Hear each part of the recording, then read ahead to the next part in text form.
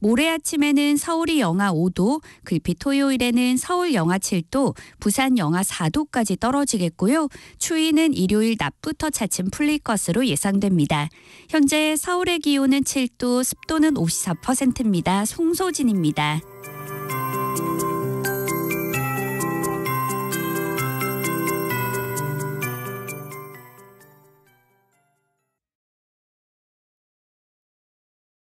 정성을 다하는 국민의 방송 KBS가 11시를 알려드립니다. AM 711kHz, FM 97.3MHz, KBS 1라디오입니다. HLKA.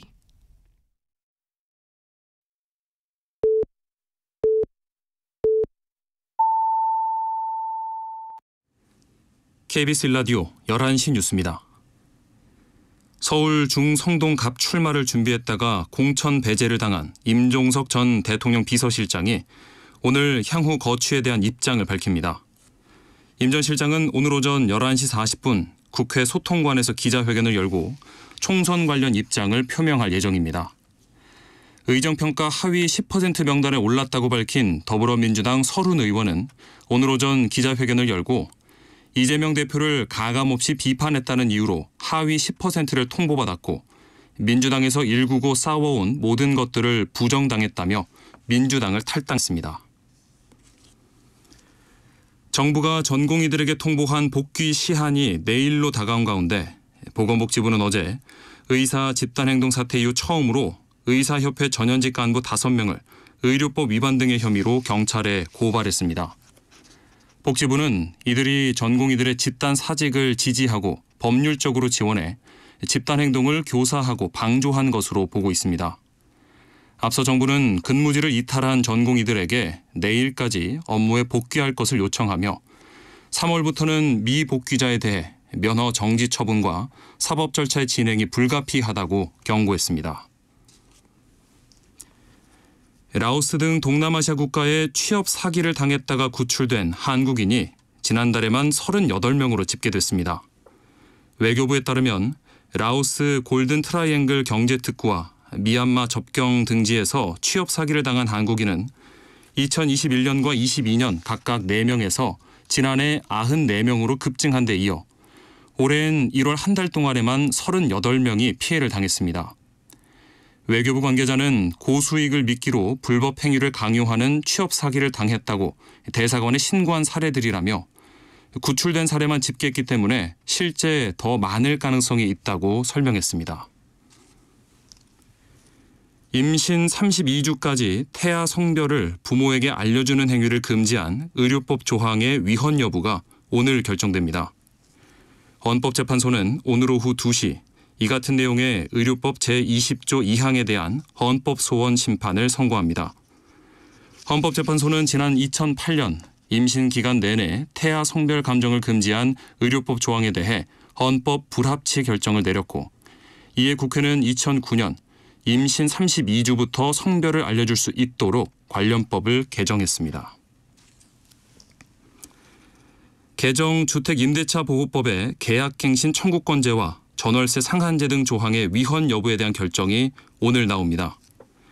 지난 2020년 전셋값을 잡기 위해 개정된 주택임대차보호법은 임대인이 임차인의 계약갱신 요구를 정당한 사유 없이 거절하지 못하도록 하고 있고 전월세 상한제 조항에 따라 인상률을 5% 이내로 제한하고 있습니다. 이에 대해 한 시민단체는 해당 조항들이 재산권을 침해한다며 헌법 소원 심판을 냈습니다. 일본 도쿄전력이 후쿠시마 원전 오염수 4차 해양 방류를 오늘 시작합니다. 도쿄전력은 지난 3차례 방류 때와 마찬가지로 이번에도 17일간 오염수 약 7,800톤을 후쿠시마 제1원전 앞바다로 흘려보낼 계획입니다. 도쿄전력은 그동안 3차에 걸친 방류를 통해 오염수 약 23,351톤을 처분했으며 4차까지 포함하면 모두 31,200톤의 오염수를 처분하게 됩니다. 아이폰 제조업체 애플이 10년간 공들여온 전기차 애플카 개발을 포기한다고 블룸버그 통신이 현지 시각 27일 소식통을 인용해 보도했습니다. 이 소식통은 애플이 전기차 연구 조직 스페셜 프로젝트 그룹을 해산할 예정이며 이런 사실을 내부적으로 프로젝트에 참여하고 있는 약 2,000명의 직원에게 알렸다고 전했습니다.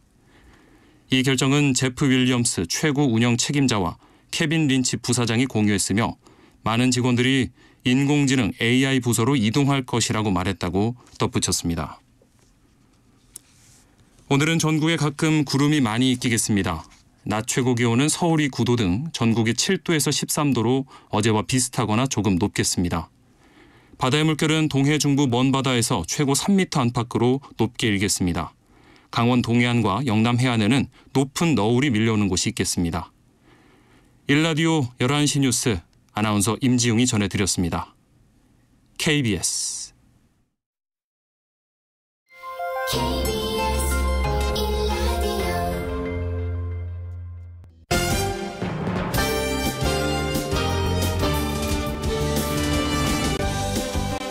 KBS 일라디오 신성원의 오늘 세계는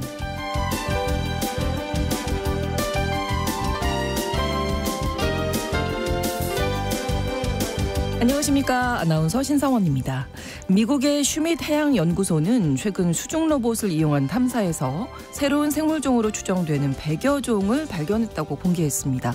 연구소가 공개한 생물은 고슴도치처럼 몸에 가시가 있는 바닷가재도 있었고요. 또 유령처럼 보이는 하얀 바다 수세미 등이었는데 독특한 외모로 눈길을 끌었습니다. 그리고 탐사가 이루어진 장소 중에 나스카 데스펜투라다스 공원도 주목받았는데요.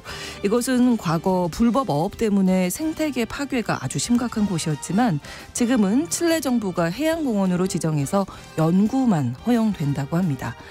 연구팀은 이번 탐사로 해양공원이 해양 서식지를 효과적으로 보호한다는 점을 확인했다고 밝혔는데요. 다양한 생물이 공존하는 지구를 지키려면 인간이 먼저 그 다양성을 존중하고 지키려는 노력을 계속해야 할 것 같습니다.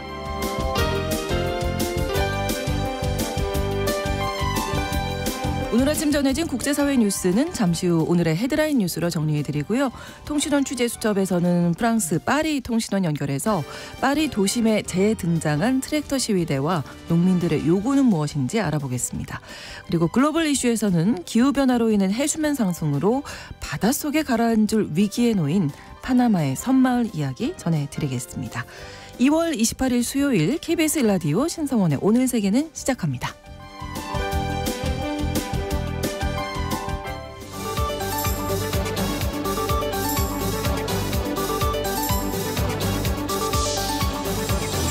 오늘 세계는 헤드라인 뉴스.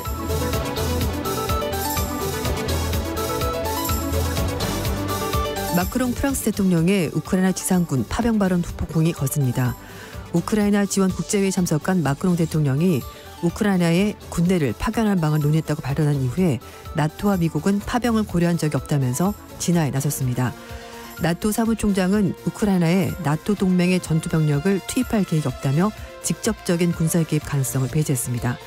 미 백악관 관계자 역시 미국은 우크라이나에 군대를 파견할 계획이 없다고 밝혔고 우크라이나와 국경을 맞댄 폴란드, 체코 등 동유럽 국가도 확전의 빌미가 될 수 있다는 우려 때문에 파병 계획이 없다는 입장을 재차 밝혔습니다. 미국을 비롯한 4개국이 가자지구 40일 휴전과 인질 수감자 교환을 제안했습니다. 미국과 카타르, 이집트, 이스라엘 이렇게 4개 국가가 파리회에서 40일간 휴전 및 여성, 노약자, 미성년자 인질 석방을 골자란 협상을 마련했고 이를 하마스가 검토 중이라고 로이터 통신이 보도했습니다. 회의에서 마련된 이번 협상안에는 40일간의 휴전과 휴전 기간 모든 군사작전을 중단하는 내용이 골자인데요. 이 기간 가자지구 상공에서도 공중정찰 하루 8시간 동안 중단됩니다.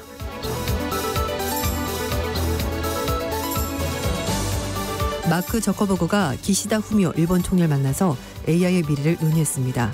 어제 저녁 일본 도쿄 관저에서 마크 저커버그 메타 CEO가 기시다 후미오 총리를 만나서 생성형 인공지능 AI 미래를 논의했는데요. 기시다 총리는 지난 1년 동안 챗 GPT를 개발한 샘 올트만 오픈AI CEO 그리고 젠슨 왕 엔비디아 CEO를 만나서 AI 규제와 인프라에 관해서 논의한 바 있습니다. 저커버그 CEO는 오늘 10년 만에 한국을 방문해서 윤석열 대통령과 이재용 삼성전자 회장, 조주환 L전자 CEO를 만날 예정인데요. 저커버그 CEO는 업계 리더들과 만나면서 확장 현실 헤드셋 공동 개발을 논의할 것으로 전해졌습니다. 기후변화 대응을 골자로 한 자연보건법이 유럽연합의회를 통과했습니다. 유럽의회가 현지 시각으로 27일 자연보건법을 찬성 329표, 반대 275표, 기권 24표로 최종 가결했습니다. 법안은 27개 국가로 구성된 이사회 승인을 받으면 발효됩니다. 자연보건법은 유럽연합 차원에서 회원국들 달성해야 되는 자연보건 목표치를 정한 최초의 법안인데요. 2050년 기후중립 달성과 지속가능한 산업환경 구축을 목표로 내놓은 로드맵 그린딜의 핵심 법안입니다. 중국이 국가기밀법 개정안을 통과시켰습니다.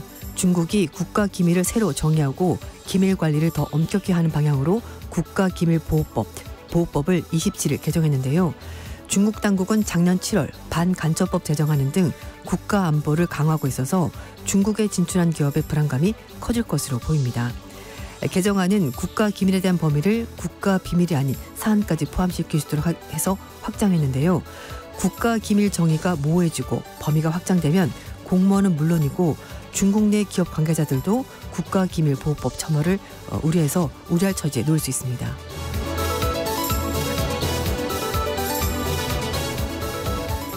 아이폰 제조업체 애플이 자율주행 전기차 개발을 포기했습니다.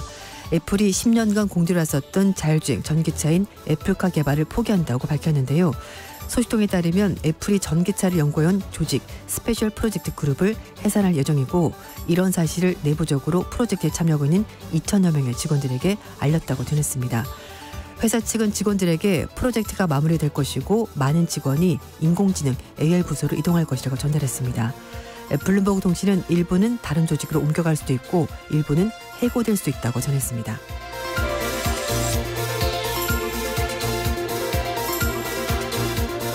오늘의 헤드라인 뉴스 외신캐스터 조윤주 씨가 전해주셨고요. 함께 오늘의 키워드 또 살펴보도록 하겠습니다. 자, 첫 번째 키워드, 우리는 그런 말 한 적이 없습니다라고 누가 얘기했을까요? 보통 정치인들은 기억이 나지 않습니다. 저는 그런 말 한 적이 없습니다. 라고 하는데 이건 나토 회원국들, 미국이 한 얘기입니다. 네. 앞에 잠깐 말씀을 드렸습니다만 마크롱 프랑스 대통령이 우크라이나 전쟁에 지상군을 직접 투입할 수도 있다라고 말하면서 네. 후폭풍이 거세고요. 그러자 나토 국가 회원국들 미국은 우리는 그런 말 한 적이 없습니다라고 얘기를 했습니다. 이렇게 되면은 우크라이나 전쟁이 확전이 될 수가 있고 그런 걸 우려해서 이런 충돌을 피하기 위해서 이런 얘기를 하는 건데요. 네. 이 얘기는 처음에 26일 날 슬로바키아 총리가 자국 TV 연설에서 나토와 유럽연합 일부 회원국들이 우크라이나 측에 파병하는 방안을 검토를 하고 있다라고 얘기하면서 시작이 됐고요. 네. 이 같은 회의를 주재했었던 마크롱 프랑스 대통령이 파병설에 불을 붙인 겁니다. 마크롱 대통령은 관련 내용을 자유롭게 논의했었고 하지만 지상군 파병에 대해서 합의한 바는 없다라고 말했습니다. 그렇지만 그 어떠한 것도 배제하지 않고 있고 러시아가 승리하지 못하도록 모든 필요한 일을 하겠다라고 말해서 여지를 열어뒀습니다. 사실 그동안 서방 국가들이 이제 무기 지원을 했었는데 직접적으로 이렇게 파병하는 거는 아무래도 이제 군사 충돌을 우려해서 피했던 거잖아요. 그렇습니다. 미국이 어쩌면 가장 이런 상황을 잘 알고 있을 겁니다. 그렇죠. 아프간, 이란 다 파병하기 때문에 네. 그게 얼마나 지리멸렬하게 진행이 되는지 또 얼마나 많은 인명피해가 나는지 알고 있는데요. 그래서 일단 미국 비롯한 나토 국가들도 우크라이나에 무기, 돈 이런 건 제공하지만 절대로 군인을 파견하는 것은 하지 않고 있고 이렇게 되면은 러시아와 직접적으로 충돌하기 때문에 이걸 피하고 있었는데요. 러시아 측도 브리핑 통해서 나토 회원국이 우크라이나에 전투를 벌이게 된다면 나토와 러시아가 충돌하게 될 것이다. 이제 양상이 달라질 거라고 경고했습니다. 네. 나토와 유럽 국가들도 파병 관련해서 이제 파문이 확산될 조짐 보이자 서둘러서 진화에 나섰는데요. 나토 사무총장이 직접 나섰습니다. 우크라이나에 나토 동맹 전투병력을 투입할 계획이 없다라고 일축했고요. 미국 역시 우크라이나에 군대 보낼 계획 전혀 없다라면서 백악관 관계자가 밝혔습니다. 올라프 숄츠 독일 총리도 유럽과 나토 회원국은 처음부터 우크라이나 땅에 군을 파견할지 이제 그런 거 절대 얘기한 적이 없었고 앞으로도 그럴 계획이 전혀 없다라고 얘기를 했고요. 체코 총리도 다른 길을 굳이 열 필요가 없지 않냐. 우크라이나 지원을 좀 더 할 필요가 있다 이렇게 말했습니다. 네. 그리고 직접 국경을 맞대고 있는 폴란드, 체코도 파병은 하지 않는다라면서 선을 확실하게 그었습니다. 서둘러서 진화하는 네, 모양새를 맞습니다. 좀 지켜봐야 되겠습니다. 두 번째 키워드는 너희는 포위됐다. 네, 맞습니다. 지금 예. 러시아가 처음에 우크라이나 전쟁을 했었던 뭐 명분 이런 것들이 나토가 자꾸 동진한다. 네, 왜 네. 자꾸 러시아 쪽으로 오냐. 그래서 이제 그걸 막기 위해서 전쟁을 시작을 했는데 네. 전쟁이 막상 시작되고 나니까 그 주변 국가들이 위협을 느꼈고 오히려 나토에 가입을 하면서 네. 러시아가 포위되는 그런 일이 벌어지게 된 겁니다. 작년에 핀란드가 먼저 가입을 했고요. 네. 이제 최근에 어제 말씀드렸습니다만 스웨덴이 예, 그렇죠. 가입을 하면서 발트해를 중심으로 해서 러시아를 둘러싸고 나토 형국들이 쫙 포진하게 되면서 결국은 그러네요. 나토가 그러니까 러시아가 포위되는 그런 일이 벌어지게 되는데요. 특히 발트해 지역에서 러시아의 압도적인 우위를 점하지 못하고 있었던 나토가 스웨덴이 가입하면서 대응력을 높이게 된 겁니다.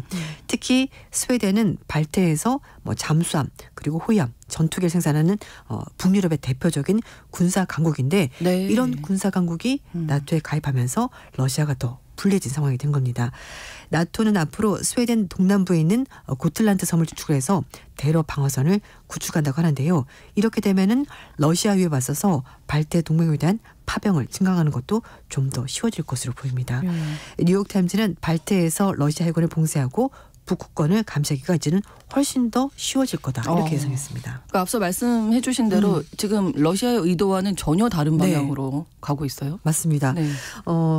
지금 나토 확장은 우크라이나 침공을 결정한 푸틴 러시아 대통령의 뭐 패착이다 이런 분석까지 나오고 있는데요. 말씀드린 것처럼 나토 동진을 명분으로 전쟁을 시작했는데 네. 오히려 러시아가 나토 확대라는 정반대 결과를 이제 목전에서 지켜보게 된 겁니다. 그러네요.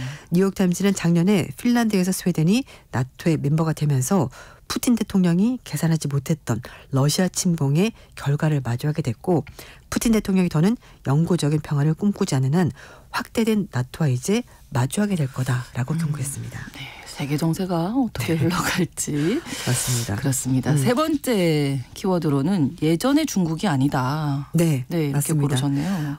사실 중국 인도하면은 제조업 강국 이렇게 우리가 이제 많이 알고 있는데요. 네. 이번에 스페인에서 세계 최대 통신 기술 전수인 모바일 월드 콩그레스 월드 MC가 열리고 있는데요. 여기에 관람객들이 북적북적한 부스가 있는데 거기는 바로 중국 업체들이 만든 부스라고 합니다. 그렇군요. 신기술, 중국 기업 이런 곳이 인기를 끌고 있다고 하는데요. 그래서 실제로 이번 그 모바일 월드 콩그레스 참여한 한 IT 업체 관계자가 네. 예전의 중국이 아니다. 정말 소름 돋는다. 이렇게 말했다고 합니다. 네. 가장 눈에 띄는 제품이 있었는데요. 레노버 그 노트북 PC 네, 만드는 네. 중국 업체인데 사실 이 업체가 우리나라에서는 가성비가 좋은 노트북을 그렇죠. 만드는 업체다. 대학생들 좀 많이 네, 쓰는 게 네. 있었는데 이번에 세계 최초로 투명 디스플레이 노트북을 전시했습니다. 오, 그- 투명 디스플레이 네. 노트북.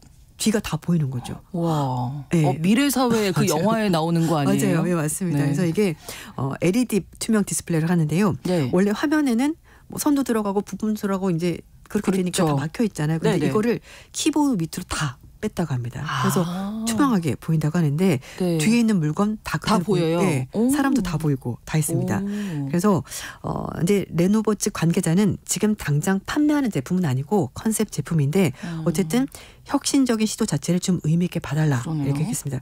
자동차도 당장 판매할 거 아니어도 혁신적인 디자인의 그렇죠. 자동차가 보이는 것처럼 예. 이번 전시에서 아주 혁신적인 제품이 나온 건데요. 사실 그동안의 중국 기업은 우리나라 삼성전자가 만든 제품을 1년 뒤에 선보이면서 좀 가성비 있게 싸게 내뒀는데 이제는 그런 중국 기업들이 아니라는 거죠. 혁신적인 제품을 들고 나왔다고 합니다. 특히 화웨이가 이번 그 전시회 중에서 참가 기업 중에서 가장 큰 면적을 썼다고 하는데요. 네. 무려 9,000 제곱킬로미터. 제곱미터. 네, 그러니까 네. 우리 보통 5구제곱미터 아파트 24평. 네. 아시죠? 쉬우시죠? 이렇게 하면 돼요. 근데 이게 역시 우리 조윤주 캐스터는 이게 부동산에 조금 관심이 많으셔서 특화된 건 아니고 관심은 있다. 관심은 많으시다. 그래서 네. 이게 59제곱미터를 따지자면은 125배 정도 되는 어마어마한 면적을 와. 화웨이가 썼다고 합니다. 그래서 이번에 자체적으로 개발한 생성형 AI 모델 판구를 소개했다고 하는데요. 네. 날씨 예측도 되고 뭐 광산 채굴, 장비 제어 이런 여러 가지 기능이 다 가능한 AI라고 합니다. 네. 그리고 최근에 베이징에서 시범적으로 구축한 5.5세대 네트워크 기술도 공개가 됐다고 하는데요. 5G보다 10배나 빠른 것이 바로 5.5세대, 5세대라고 합니다. 이 화웨이가 AI 활성화를 위해서 5.5G를 상용하겠다는 계획도 같이 밝혔습니다. 그렇군요. 미국 라스베가스에서도 이 CES라고 하죠. 맞아요. 가전제품 박람회 열리는데 스페인에서 이렇게 중국 기업에 공을 들이는 이유 어떻게 보세요? 네, 사실 미국과 중국이 이런 갈등 때문에 네. 미국에서 전시하는 거에 대해 중국 기업들이 좀 가기가 쉽지가 않았습니다. 그렇죠. 그래서 그럴 바에 차라리 스페인에서 하는 이 대회에 좀 더 집중하자라고 하면서 여기에 굉장히 많은 자금과 노력을 이제 부었다고 하는데요. CES 2024에서는 화웨이, 샤오미 같은 중국 기업은 볼 수가 없었습니다. 특히 이제 화웨이 같은 경우는 미국의 제재를 받고 있는 기업이기 때문인데 네. 반면에 이번에 스페인에서 열리고 있는 모바일 월드 콩그레스에는요. 개최국인 스페인이 가장 많은 업체가 참여했습니다. 거의 한 700개 정도가 참여했고요. 네. 미국이 432개, 영국이 408개, 그리고 중국 기업이 네 번째로 많은 288개 기업들이 참여를 하면서 굉장히 많은 공을 들였습니다. 네. 그러니까 CES 대신에 MWC, 그러니까 모바일 월드 콩그레스에 좀 더 확실하게 중국 기업들이 존재감을 드러냈고요. 전 시장에 가장 가까운 대형 5개 전광판을 삼성전자가 물론 차지하긴 했습니다만 샤오미는 양으로 승부를 벌였습니다. 건물, 주변 건물, 지하철 벽면에 온통 중국 업체들의 광고가 가득했다고 합니다. 야, 대단합니다. 네. 미국은 조금 꺼려지니까 네. 스페인에서 한번 우리의 기술을 마음껏 그렇죠. 전시해보자. 맞습니다. 이런 얘기였네요. 자, 네 번째 키워드는 56년 만에 복귀인데 반세기 만에 네. 복귀. 신성원 아나운서 어떻습니까? 아이들 교복 입는 거에 대해서. 저는 교복 좋다고 생각합니다. 그렇죠. 옷걸이 찬성입니다. 적극 찬성입니다. 네. 왜냐면 아이들이 워낙 또 외국 관심도 많고 예, 또 아이돌들이 워낙 옷값이 좀 예쁘다 보니까 저렴하지 그렇죠. 막 아침에 학교 갈 때마다 이거 맞아요. 이런 거 하잖아요. 얼마나 그래서 씨름하는데요. 네, 프랑스에서 교복을 다시 도입한다고 합니다. 근데 네네. 좀 논란이 있는데 이거 좀 아이들 다 똑같이 입으니까 오히려 차별을 받지 않는다. 그렇죠. 있고 이건 네. 무슨 유니폼이니까 교복 이거 약간 군대문 아니냐라고 이제 약간 의견이 엇갈리긴 하는데요. 어쨌든 시범적으로 일부 학교가 교복 착용 시작을 했습니다. 르피가르지 보도에 따르면 프랑스 남부 메지에시가 학생들에게 26일부터 교복 입고 등교해라라고 하고 있다고 하는데요. 네. 가브리엘 아탈 총리가 작년에 교육부 장관을 지냈을 때 학교 권위 확립 그리고 학습 분위기 조성 부모님이 좋아할 만한 아이템입니다. 학습 분위기 조성 그리고 학교 폭력 예방 그리고 네. 정치와 종교를 분리하는 이런 원칙을 지키기 위해서 교복을 입히는 것이 좋겠습니다라고 약속을 했고 이번에 이제 몇몇 학교가 하고 있다고 하는데요. 네. 말씀드린 베지에시 시장이 교복은 사회적인 차이를 없애고 그리고 학교를 보호하고 또 복장 문제 때문에 차별과 괴롭힘인데 이걸 없앨 수 있는 좋은 방안이다 이렇게 설명했다고 합니다. 학부모들은 뭐 반응 좋을 것 같은데요. 네, 제 맞습니다. 생각에는. 네, 맞습니다. 그래서 한 학부모는 교복을 입으면 차라리 사회적 불평등이 줄을 수가 있고 또 옷이나 외모에 관해서 아이들이 좀 놀리거나 그럴 수 있고 싸움이 붙을 수 있거든요. 그래서 네. 그런 것들을 없애는 데 도움이 될 거다라고 얘기했고 그리고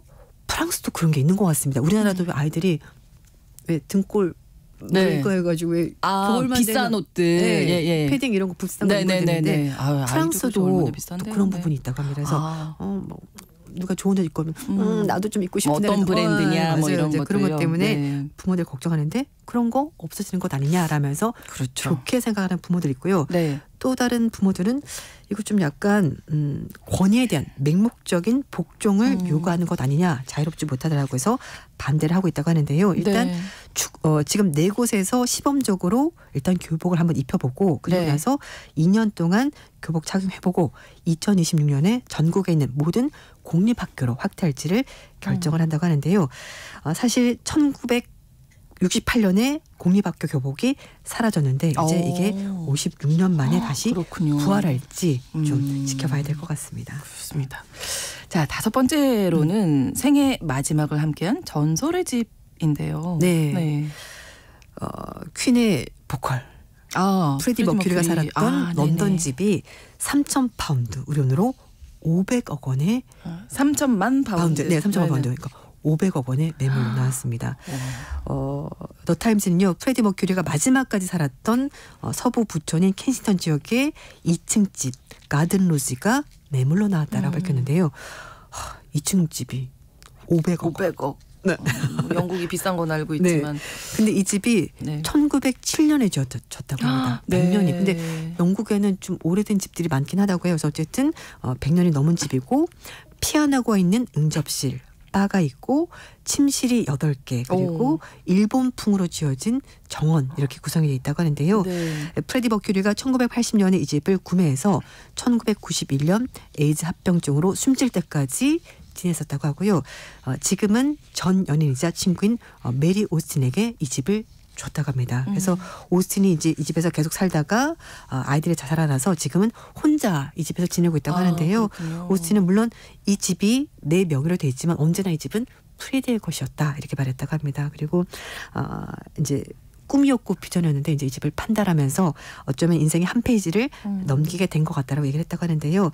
오스틴이 작년 9월 달에 런던 소도비에서 있었던 6일간의 경매에서 이 집에 있었던 물건 1,500점을 팔아서 3,900만 파운드를 모았다고 합니다. 근데 이걸 뭐 자신이 쓴 것이 아니고요. 수익금 일부를 퀸의 나머지 멤버들이 설립한 에이즈 관련 단체들에게 이 돈을 기부했다고 하는데요. 네. 팬들의 추모 메시지를 덮여있는 녹색 정원문은 경매에서 41만 2천 파운드에 팔려서 어마어마한 금액을 기록하게 됐습니다. 근데 이 집이 워낙 고가이다 보니까 네.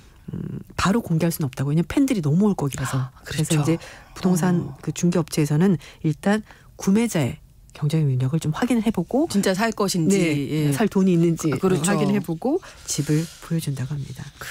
네. 많은 생각이 좀 드네요. 네. 예, 또 영화 근데 안에서 봤던 그 집 아니에요? 네, 우리가? 맞습니다. 네. 네. 그래서 사실 이게 저의 개인적인 생각은 네. 누가 개인이 사가지 말고 좀 팬들이 볼 수 있도록 네, 네. 오픈하우스를 만들면 그러게요. 어떨까 뭐 그런 생각이 잠깐 들게 됐습니다. 네. 한 가지 짧게 더 알아볼까요? 과거로의 시간 여행이라고 키워드 네. 정해 주셨는데요. 요즘에 이제 북한과 러시아가 굉장히 밀착 행보를 보이고 있고 그렇죠. 그래서 코로나19 유행이 끝나고 나서 러시아 관광객이 북한을 처음으로 찾았다고 합니다. 그래서 이 관광객 한 명이 미국 CNN 방송과 인터뷰를 하면서 어땠는지 좀 얘기를 했다고 하는데요. 네. 북한을 가고 싶었던 이유가 정말 말로만 전해 들었던 옛소련 그리고 북한의 모습이 정말 비슷했는지 보고 싶었다고 하는데요.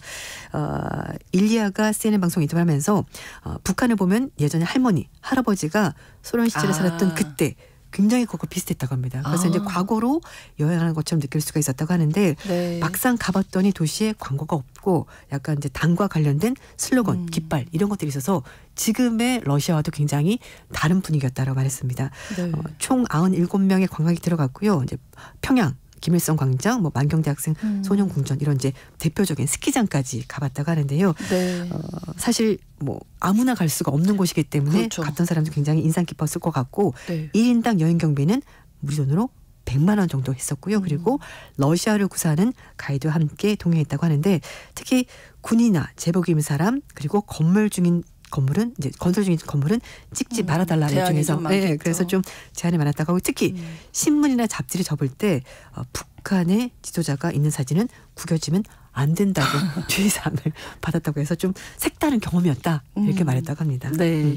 자, 이렇게 오늘의 헤드라인 뉴스 키워드 외신캐스터 조윤주 씨와 함께했습니다. 오늘도 고맙습니다. 네, 감사합니다. KBS 1라디오 신성원의 오늘 세계는 1부 마무리하고 2부에 이어가는데요. 11시 30분부터 일부 지역에서 해당 지역 방송 보내드리겠습니다.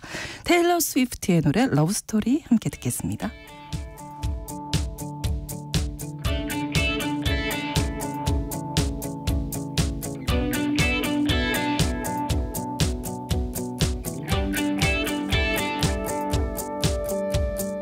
We were both young when I first saw you. I close my eyes and the flashback starts. I'm standing there on a balcony in summer air. See the lights, see the party, the ball gowns. See you make your way through the crowd and say hello. Little did I know that you were Romeo, you were throwing pebbles, and my daddy said stay away from Juliet, and I was crying on the staircase, begging you please don't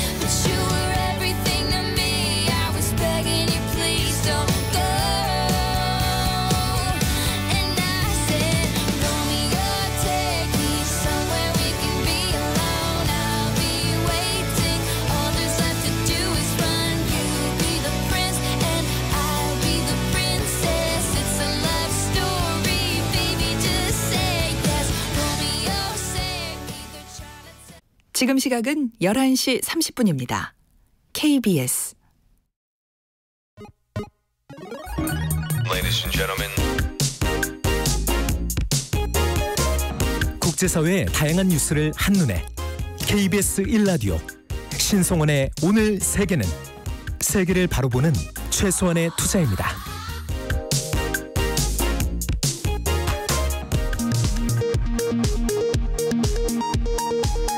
이 시각 라디오 정보센터 뉴스입니다.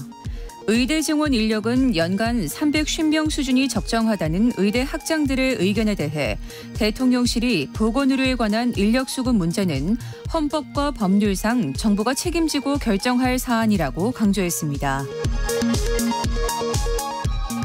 한덕수 국무총리는 오늘 대구에서 열린 제64주년 2.28 민주운동 기념식에서 정부는 2.28 정신을 이어받아 공정과 상식에 기반한 민주주의 사회를 만들어가는 데 온 힘을 다하겠다고 밝혔습니다. 더불어민주당 홍익표 원내대표는 문재인 정부의 통계 조작 의혹 사건에 대한 검찰의 구속영장 청구가 재차 기각된 것에 대해 실체도 없는 의혹 제기로 무리한 영장을 청구하고 표적 수사한 것이라고 비판했습니다. 인천 검단 신도시 아파트 지하주차장 붕괴 사고로 서울시로부터 영업정지 1개월 처분을 받은 GS건설의 집행정지 신청을 서울행정법원이 받아들였습니다. 법무부가 친족 간 혼인금지 범위를 4촌 이내로 축소하는 방안을 제안한 연구 용역 결과를 두고 논란이 일자 개정 방향이 정해진 것이 아니라고 밝혔습니다. 일본 도쿄전력이 후쿠시마 원전 오염수 4차 해양 방류를 오늘 시작합니다. 도쿄전력은 17일간 오염수 약 7,800톤을 바다로 흘려보낼 계획입니다. 지금까지 라디오 정보센터 뉴스 정한나였습니다.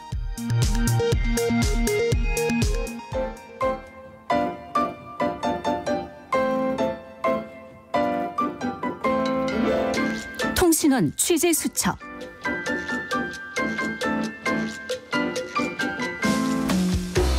통신원 취재 수첩에서 오늘은 프랑스 파리로 가보겠습니다. 김선형 통신원이 준비하고 계십니다. 안녕하세요.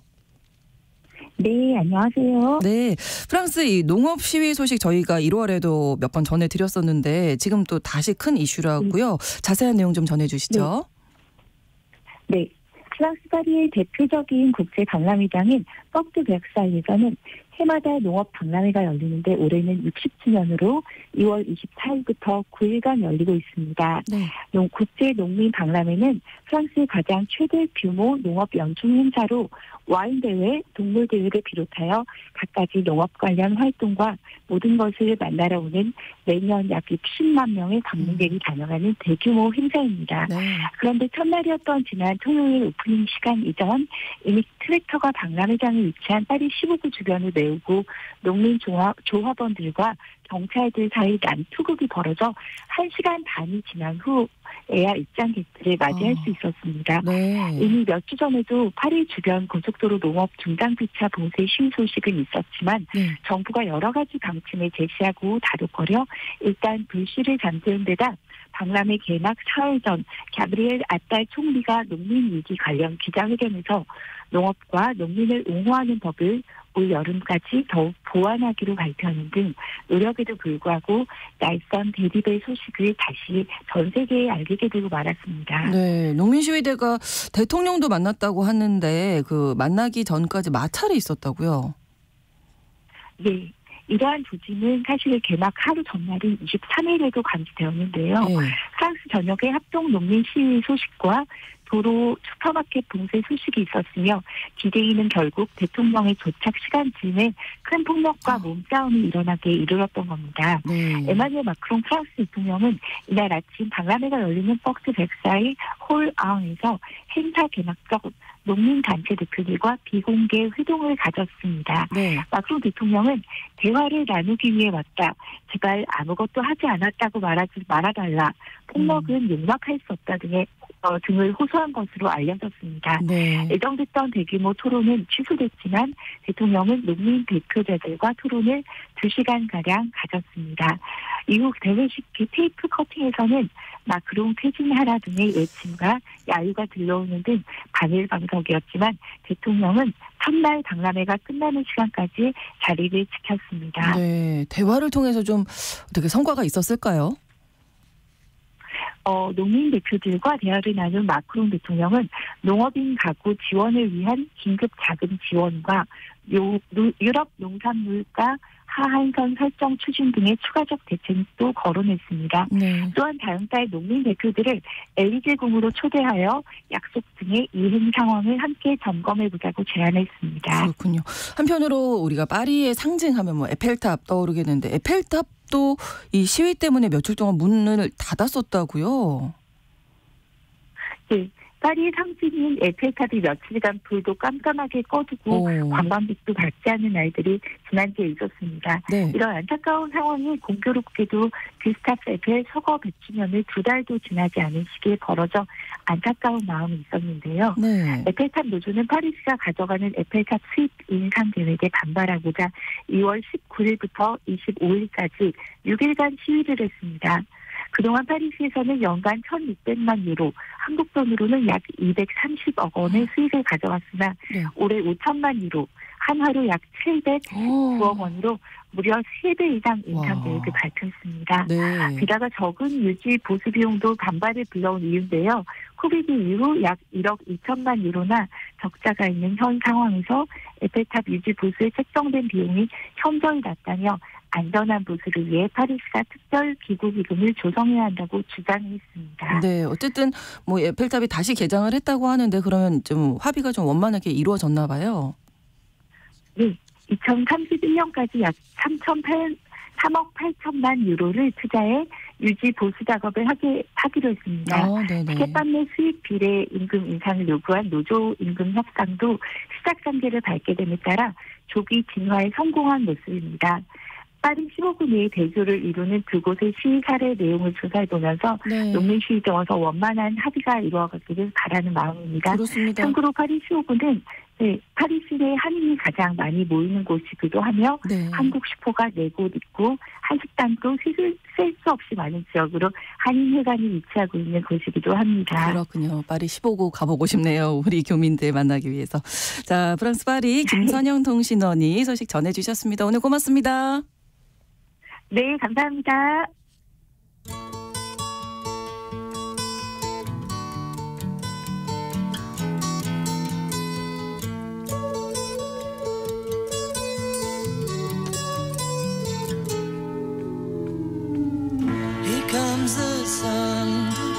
수요일의 글로벌 이슈는 구정의 수상한 GPS로 함께하겠습니다. 이 넓은 지구촌의 한 지역이나 장소를 중심으로 우리가 또 주목해봐야 할 이야기 전해드리는데요. 구정훈 국제전문기자와 함께하겠습니다. 어서 오세요. 안녕하세요. 자, 오늘은 저희가 이게 기후변화 때문에 가라앉을 위기에 놓인 섬마을 가본다고요? 네, 카르티 수구투프, 보니까 까르디 수구두부라고도 하던데 어렵죠? 이게 걸어다니는 개 있잖아요, 바닷가에. 개의 섬이라는 뜻이래요. 근데 이 말을 우리가 낯설게 느낄 수밖에 없는 게 여기가 어디냐면 중미에 파나마에 있는 어떤 산블라스라는 섬 군도가 있어요.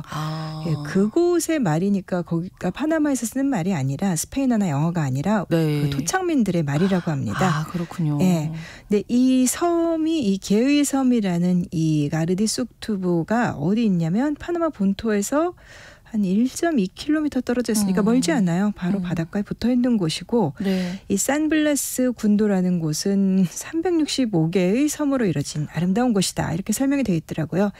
대부분은 무인도인데 이제 몇몇 섬에 토착민들이 살고 있는데 이 파나마라는 곳, 중남미의 대부분의 국가들이 그렇듯이 16세기에 스페인인들이 와서 식민지로 삼았습니다. 근데 이제 그때 절멸을 피하고 살아남은 토착민 부족들은 이제 여기저기 옮겨다니면서 살아야 했는데 그런 사람들 중에 구나라는 원주민 집단이 있었어요. 구나.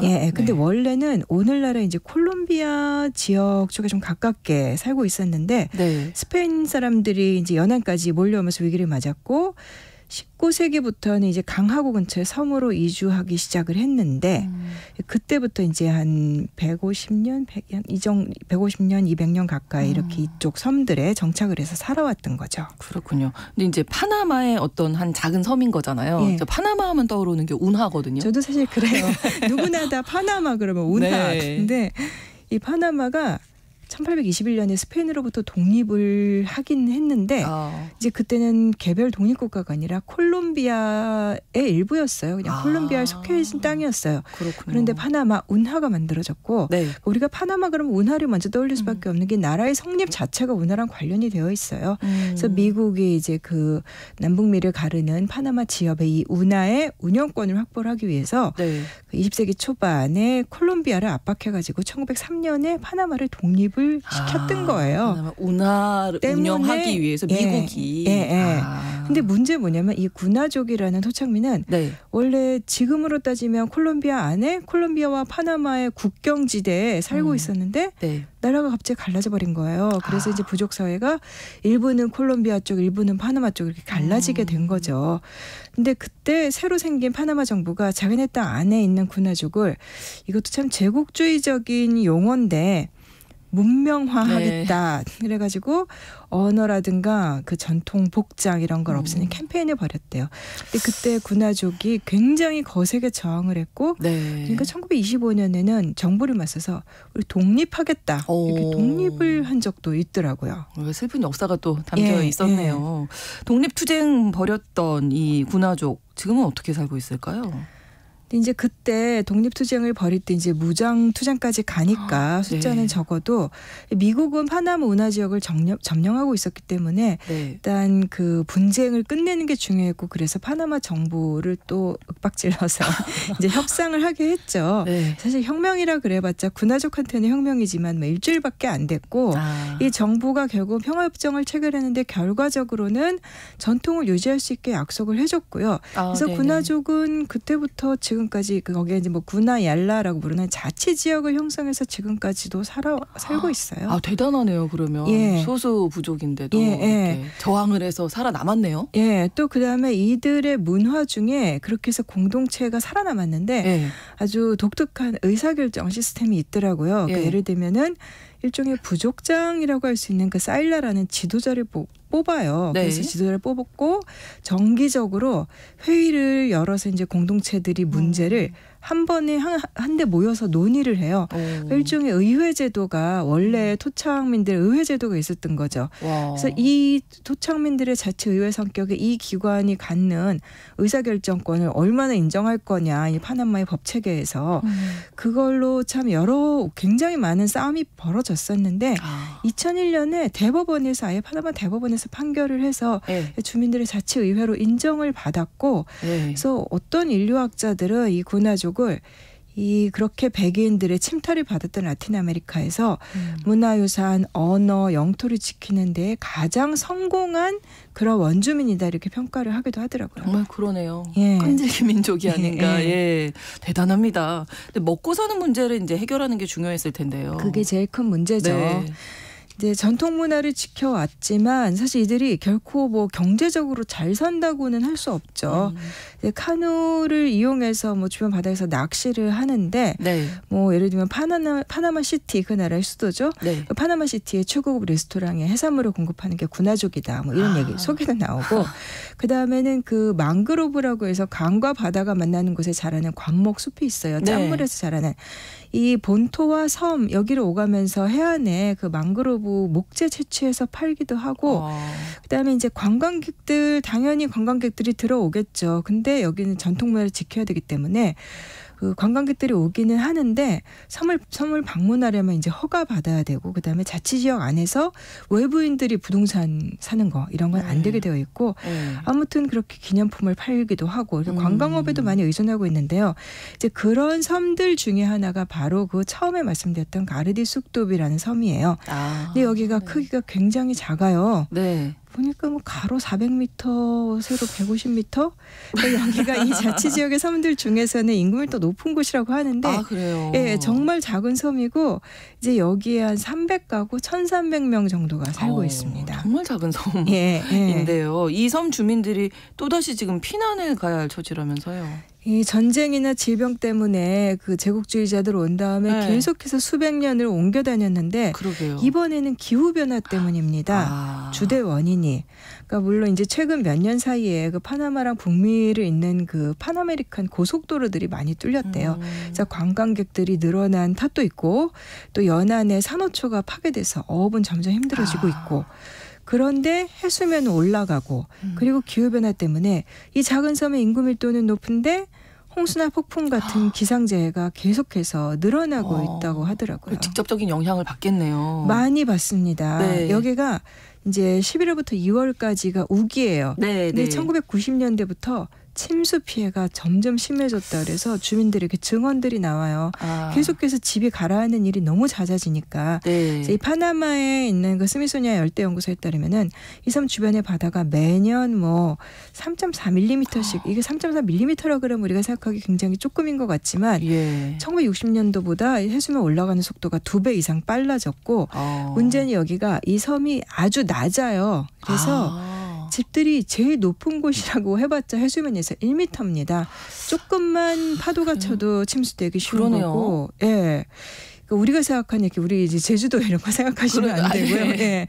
2050년 정도가 되면 사람 살기 힘들어질 거고 아무리 늦어도 이번 세기 안에는 거주 불가능해질 거다라고 예고들을 하더라고요. 뭐 그런 먼 미래가 아니라 지금 당장도 예. 주거 환경이 매우 안 좋겠는데요. 너무 안 좋아요. 이제 물론 뭐 이게 해수면 상승만이 이유다라고 할 수는 없는데 이게 사람들이 처음 정착했을 때는 네. 이 섬 크기가 지금보다도 더 작아서 거의 절반에 불과했대요. 그냥 한마디로 연안에 있는 아주 작은 그냥 예.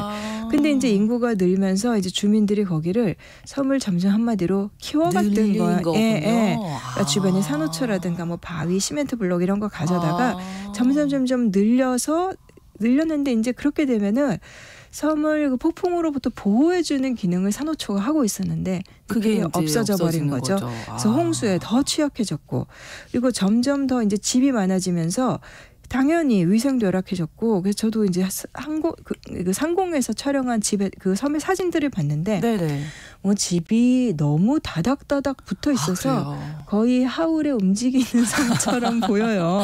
네. 하늘에서는 거의 뭐 가운데 이렇게 길 몇 가닥 말고는 맨 땅이 보이지 않을 정도라서 바닷가까지 집들이 그렇게 다 메우고 있다 보니까 뭐 가장자리에 있는 집들은 거의 뭐 바다에 떠 있는 정도예요. 400m 150m 요 크기에 1,300명이 산다고 하니까 다닥다닥 붙어 있을 수밖에 없을 것 같고요. 그러면 이게 이주를 지금 결정이 된 건가요? 네, 그래서 주민들이 그 가능한 대안은 결국은 떠나는 것밖에 없죠. 받아들일 수밖에 없겠죠. 네, 그래서 그걸 받아들이기로 한 거예요.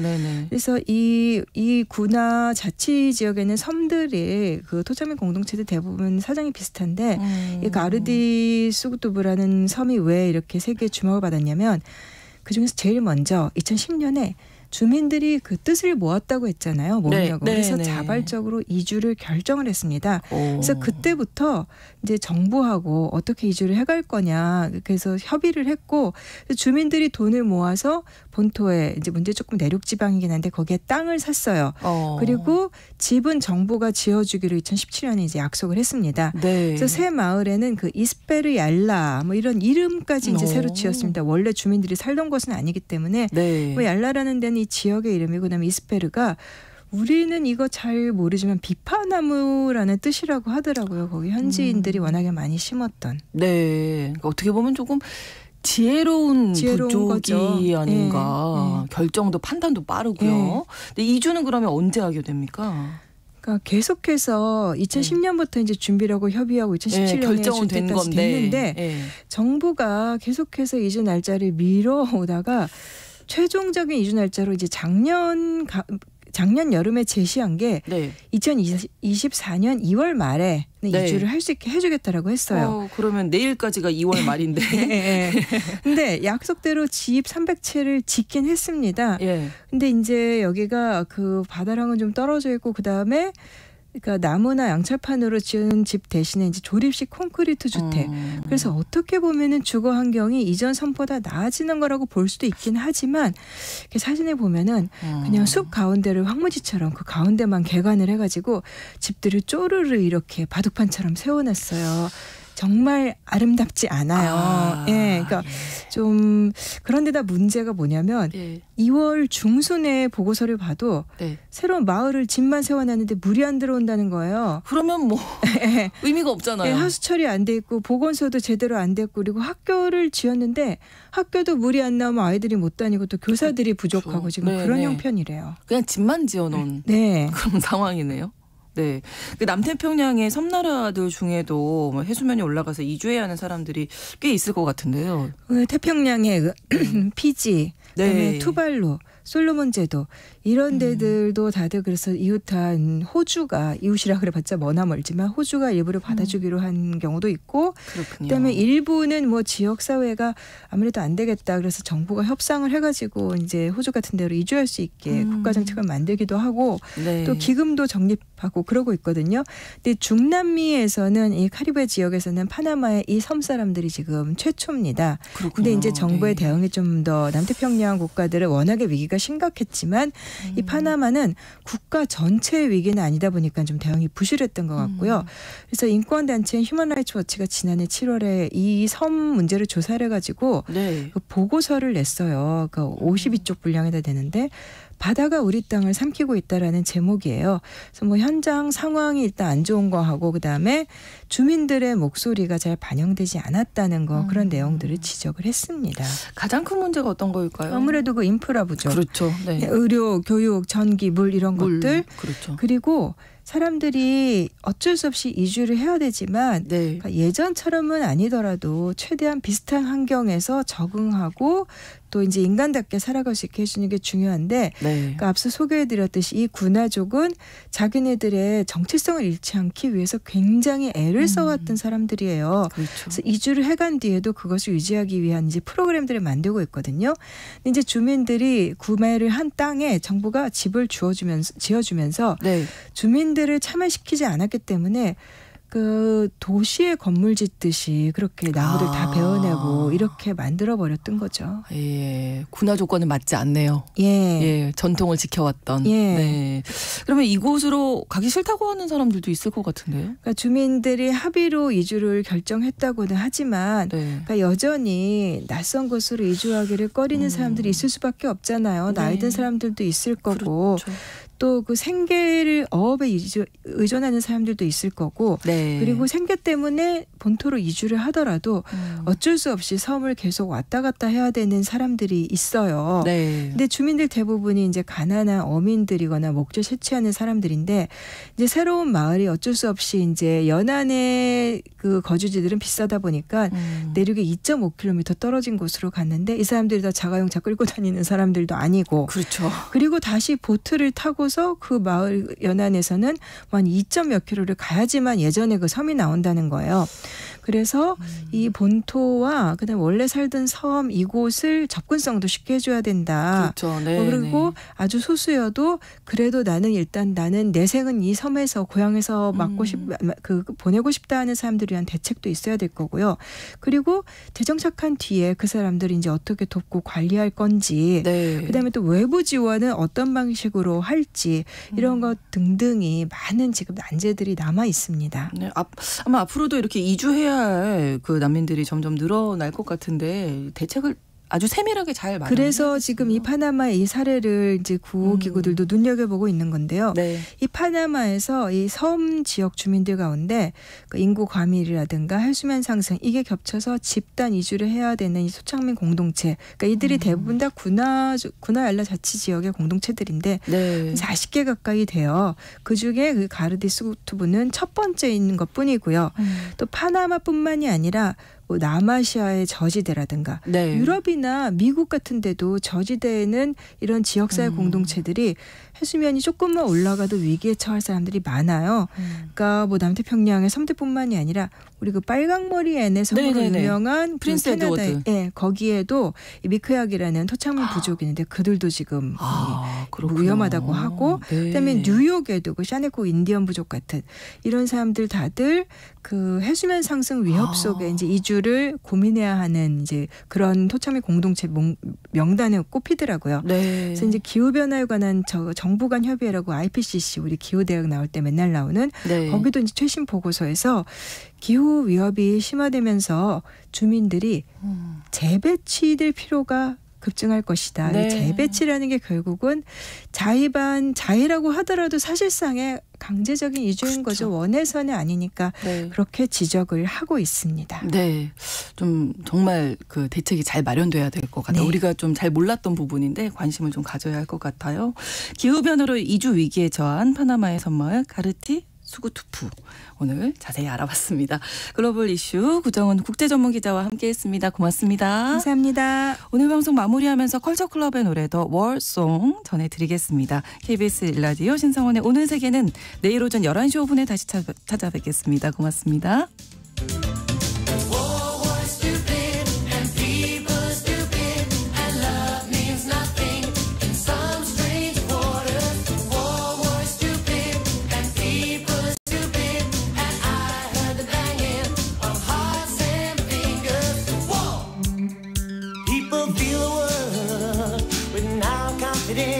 Like a child at birth, a man with no defense. What's mine's my own. I won't give it to